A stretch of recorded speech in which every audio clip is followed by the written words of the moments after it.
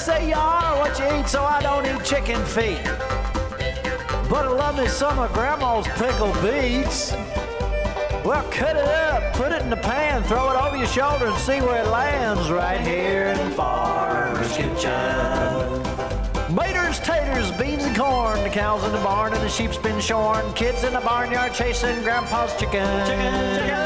Spices, slices, cuts and dices, gonna slash your grocery prices right here in Farmer's Kitchen.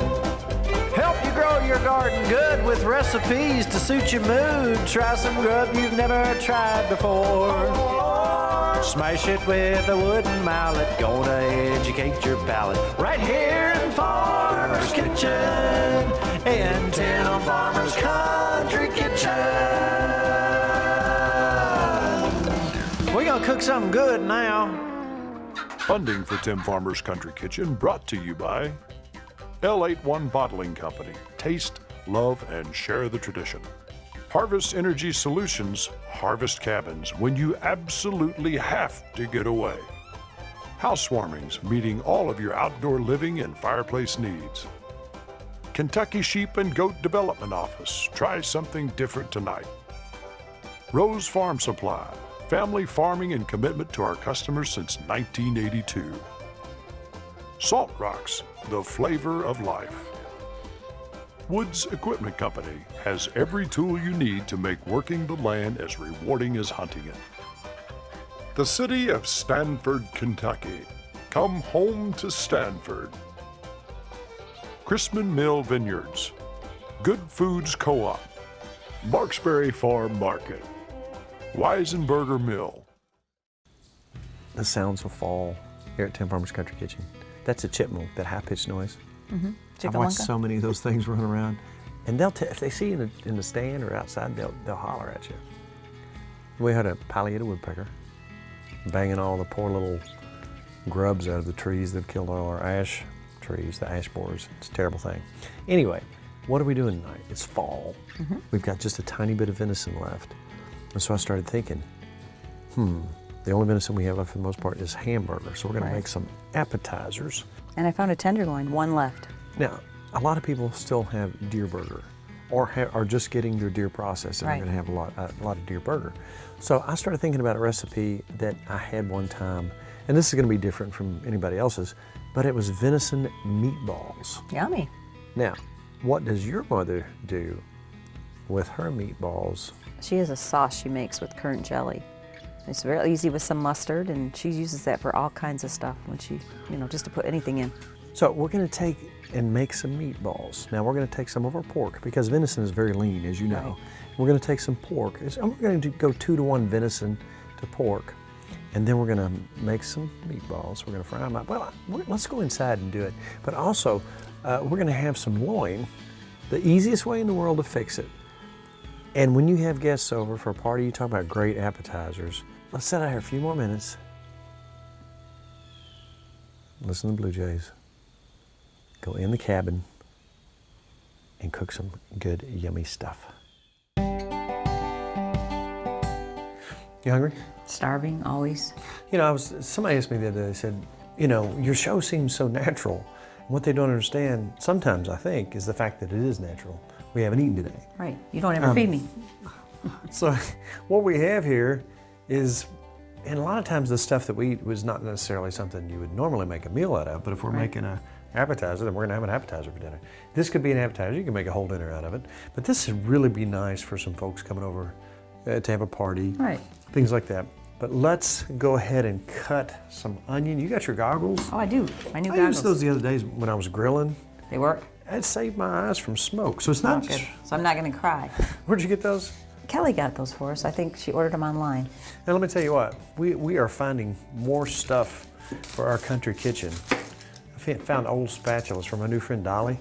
We're trying to talk Dolly into come on I think she will. and doing the no-bake cookies for Christmas. Your favorite kind of cookies. Oh, man.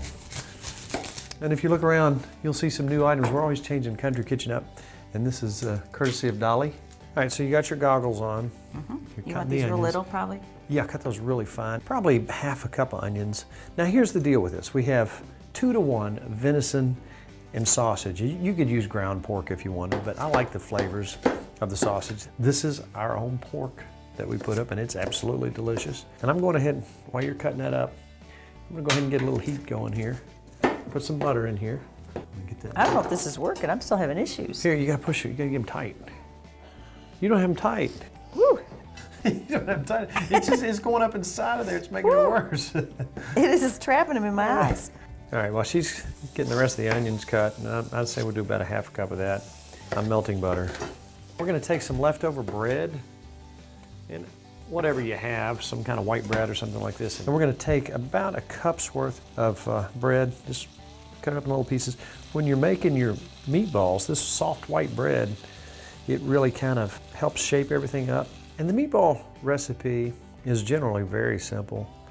A lot of people bake their meatballs. We're just gonna fry them up and roll them up here. Get a little bit more and we'll be ready to go here. All right, so we're gonna take our about a pound of venison, about a half pound of, this is our sausage, which is wonderful because we raised it, we know where it came from. We're gonna take our cup of breadcrumbs. We're gonna take our half a cup of onion, scoop that up and put it in there. Then we're gonna take some milk, and I'd say about 2 tablespoons. And guess what? Let's pepper for Glenn. Gotta put some pepper in here. Would you like an egg? Lots and lots of pepper. Yep, that's our last thing. And right now,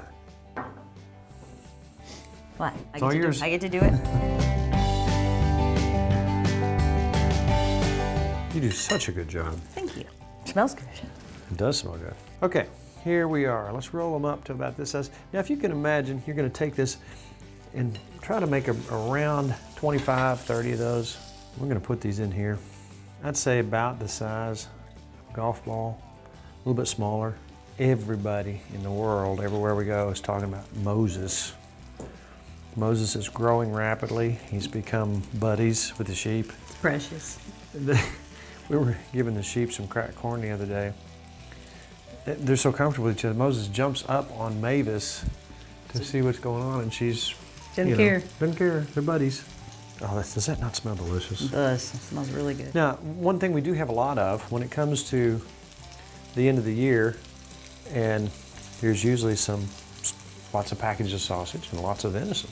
The flavor combinations with this little recipe is so wonderful. I don't know if we've ever done this and things like this where nobody's liked it. I have turned people around that normally didn't like venison. Any thoughts about the wafting smells? It smells delicious. Now, the easy part, the really easy part about this is your mother basically does a currant jelly mustard, and sometimes we could use Dijon and we could use whatever we want. Right. And we're gonna make us a wonderful little dipping sauce. It just really enhances the flavor. You want to do all 3 jars, don't you? Yeah. Make a big batch. We're gonna do all 3 jars because we're making a lot of sauce. We're gonna coat these in that, and we'll see what the consistency looks like. You can add or take away by how you like your taste. All right, that's ready to boil. You want to put a little beef bouillon in, you said? Just a little bit of beef bouillon, half a tablespoon. There you go. Yummy, yummy, yummy. All right, now while these are frying up, keep your eye on them. I will. I'm gonna take this over here to the burner. This is simple. We're just basically gonna take this, let this boil down, come to a tiny little boil, and then back it off, and it'll get thick and ooh. Smells good.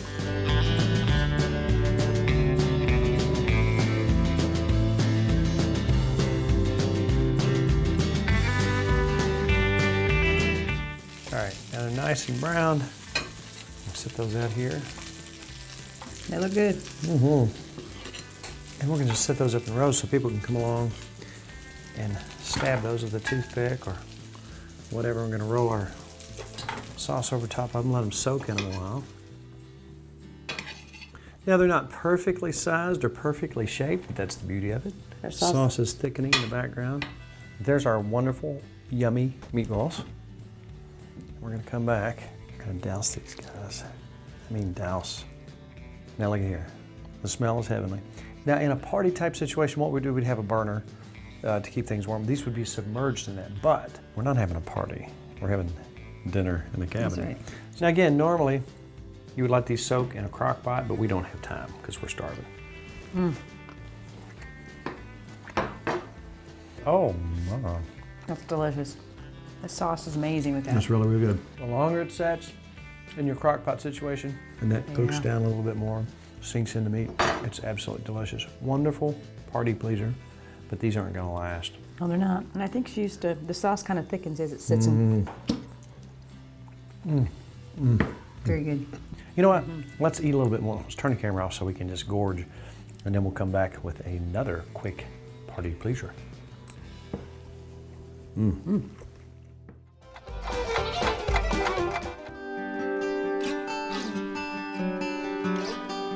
All right, a little grapeseed oil. We have attained the magic 400 plus temperature.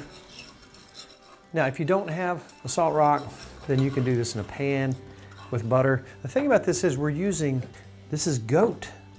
This is from Denise Martin. They got a great farm over there where they raise boar goats. They're delicious.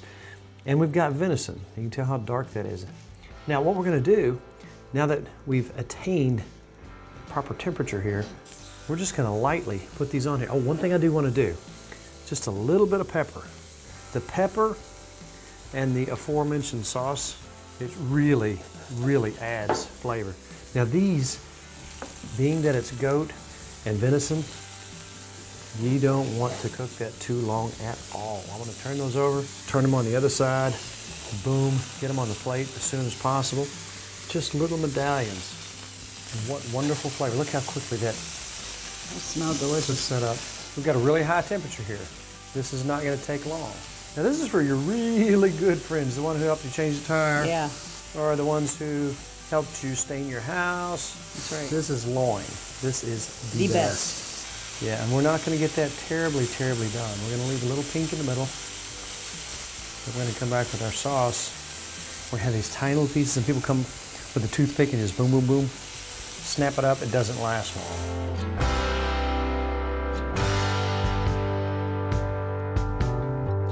All right, now look at that. Nice, wonderful pieces of loin. Now, you can, obviously you don't need anything on this because it's wonderful, but look here. Just drizzle that across. You don't need as much. You don't need to submerge that in this. Just a little taste for each one. Oh, your friends. And again, save this for your good friends. The ones who gave you the good Christmas presents last year. And this is from our friend Denise Martin, who raises boar goats. And from the woods, right back here, we've got this combination. Now you can tell if you look, there's the darker venison meat. Here's some goat. Oh, it's all good. I'm gonna start off with the venison.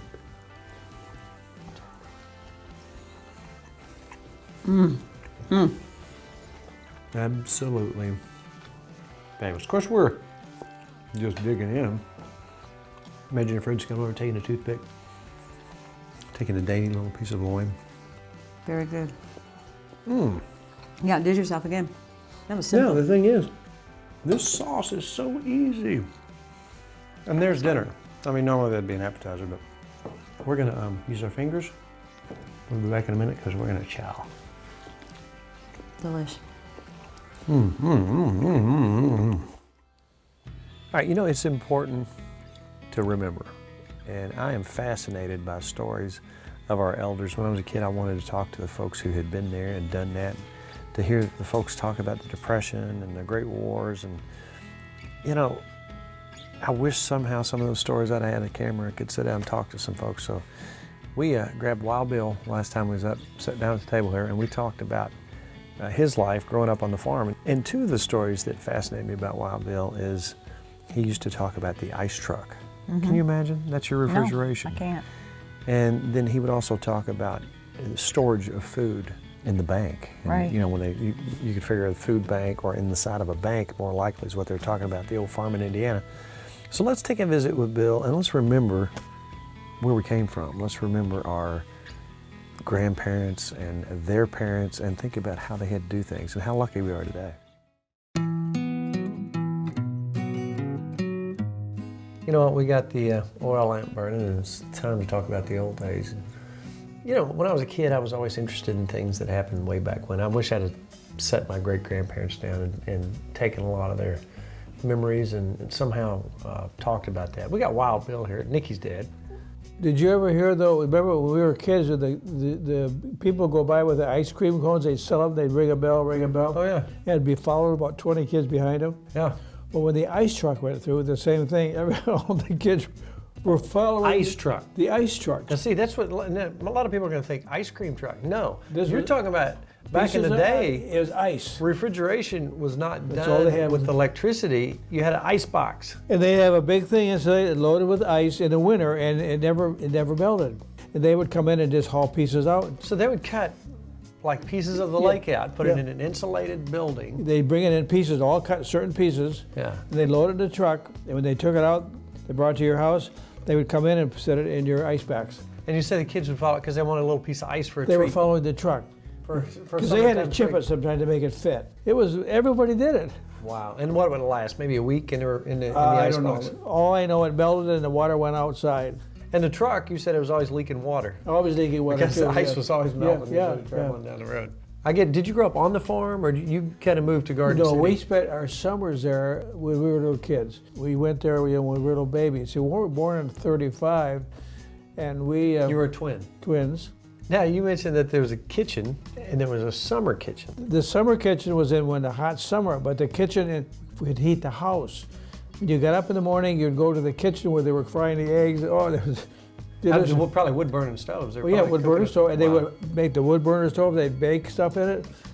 That was hot heat in the house. That's the only heat they had.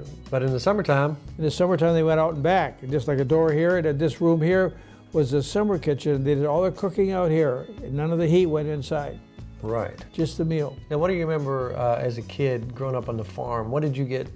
What kind of food did you get on the farm that you didn't get back in Garden City? Oh, in the summer we got green beans and peas and everything, and I used to go out and pick blackberries, and then we'd make blackberry jam, all that stuff. We had gardens. They had chickens. They raised chickens. It was a self-reliant home. They had cows that they butchered, but the food was delicious. You know what? Your dad grew up during the Depression, and during that time, That's right. food They was lost scarce. three. They had 3 farms. They lost 2. Wow. And during that time, food was scarce. They did a lot of canning, like I do. You can't freeze. You just freeze your green beans and put them in the bank. That they never The froze. bank? The bank. Now, and that's what we talked about. It was kind of a root cellar. It's a root, but it's a bank, and you had all your stuff. All your canned goods were here. All your potatoes and everything. And you go in, open the door, go down in, and then bring out what you want. Nothing froze. So it's down in the ground, so it probably keeps a constant temperature of It 50 would probably be degrees. 50 degrees at the max. Yeah. And so they kept all the vegetables. Everything was The fresh. bank. The bank, and then they used to smoke stuff like with your smoking thing. They would smoke the hams and stuff and hang them out. Well, they were out there forever. Yeah. Just cut them. And then they bring them out and cut them and Yeah. put them back in there. Yeah. What were your chores on the farm? Well, when we were little boys, our chores was just to entertain them. But no, they taught me how to milk. Wow. And I used to run the what do you call it, separator? When you have the Oh, the cream separator? it did that. We cranked Did you ever that. churn butter? Yeah, and butters. Yeah, and then we had the buttermilk, all that stuff. My fondest memory was picking blackberries with my aunts. Now, did she make the jam and show? You That's still right. make jam. She showed you how to do it. Yeah, and we put in a garden. I'd go out and pick tomatoes, and we'd pick beans. And my favorite dish was green beans with ham. It was delicious. Normally, there's 2 other people sitting up here. You know what I'm talking about? I do. Who? The Morons. Well, let's see if we can. They're usually over there behind the tree or passed out in the holler over there. Let's see if we can find them. Good idea. I'm Lardo. And I'm Burley, and we're the Moron Brothers.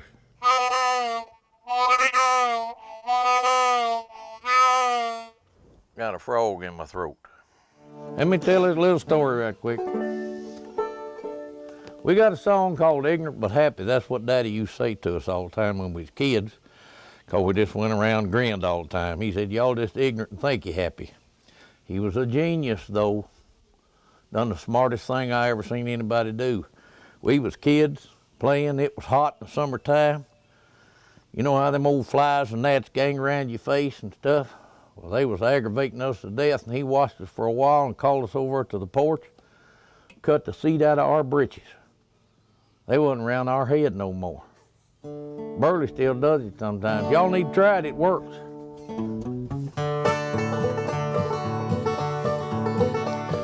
In the words of our old pappy, we're just ignorant, think we're happy. Nothing seems to bother us at all. We seldom ever worry, we're never in a hurry. In the words of our old pappy, we're just ignorant, think we're happy. Some people born with a lot of brains and some are born good looking. Some are born to be rich and some are born with nothing. But the good Lord knows what he was doing when he made us unaware. We turned out poor and ugly and we don't even care. Well, I got an old pickup truck, she ain't worth more than 50 bucks. Gets me where I'm going, don't you see? Other day going down the road, I fell through a floorboard hole. Guess you call it my bad luck, I got run over with my own truck. In the words of our old pappy, we're just ignorant, think we're happy. Nothing seems to bother us at all. We seldom ever worry, we're never in a hurry. In the words of our old pappy, we're just ignorant, think we're happy. Now we take Burley's truck everywhere we go. Remember, back last fall, we went Christmas shopping at the local mall. When we come out, we couldn't find his truck. We was there till closing time. For 6 hours, we looked for Burley's truck, and remember, we drove mine. Last year, we went to Nashville, me and Burley and our wives. They bought what we thought was toothpaste. Dang near took our lives. When we brushed our teeth, our throat shrunk up and our mouth grew down so small. Don't brush your teeth with Preparation H, it ain't toothpaste at all. In the words of our old pappy, we're just ignorant, think we're happy. Nothing seems to bother us at all. We seldom ever worry, we're never in a hurry. In the words of our old pappy, we're just ignorant, think we're happy. In the words of our old pappy, we're just ignorant, think we're happy.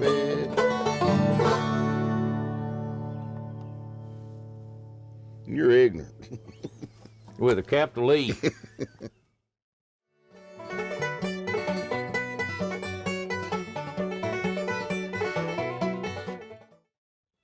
Now it's a good time to tell you about our Facebook page, Tim Farmer's Country Kitchen. Check it out, like it, find out where we're going, what we're doing. Also, timfarmerscountrykitchen.com. If there's recipes you have not seen, shows you might have missed, check us out on there. And you know what? We're coming up on our 1,000,000th view very shortly. By the next show, we might be there. Don't you love this little bite in the air? I do. You can have fires outside, you know, roast you some marshmallows or things like that. Grandkids will be back shortly. We're planning a Christmas show, a family Christmas show. We're gonna have some music, we're gonna have some fun. That's coming up shortly. We got Thanksgiving, don't forget about Thanksgiving. Turkey, yum. And Halloween is upon us. That's right. What are we gonna be for Halloween? Well, last year was Priscilla and Elvis. This year, maybe it should be Mark Anthony and Cleopatra or something. Maybe we should just be ghost. Let's just be ghost. How about we just not dress up at all and just eat Halloween food? Just eat candy? And get fat. And you know, basically it's about good times, good friends, and good eats. Right here at Tim Farmer's Country Kitchen. See you next week with a brand new show. To order a cookbook or DVD of the show, please call 502-319-0487 or email timfarmerck@gmail.com.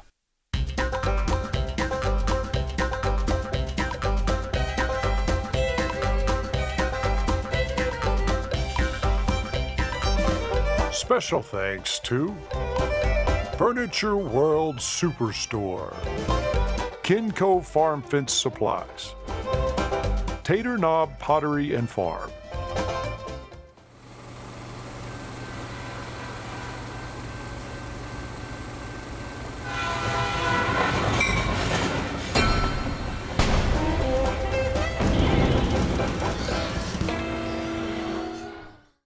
funding for Tim Farmer's Country Kitchen brought to you by L81 Bottling Company. Taste, love, and share the tradition. Harvest Energy Solutions, harvest cabins when you absolutely have to get away. Housewarmings, meeting all of your outdoor living and fireplace needs. Kentucky Sheep and Goat Development Office, try something different tonight. Rose Farm Supply, family farming and commitment to our customers since 1982. Salt Rocks, the flavor of life. Woods Equipment Company has every tool you need to make working the land as rewarding as hunting it. The city of Stanford, Kentucky. Come home to Stanford. Chrisman Mill Vineyards. Good Foods Co-op. Marksbury Farm Market. Weisenberger Mill.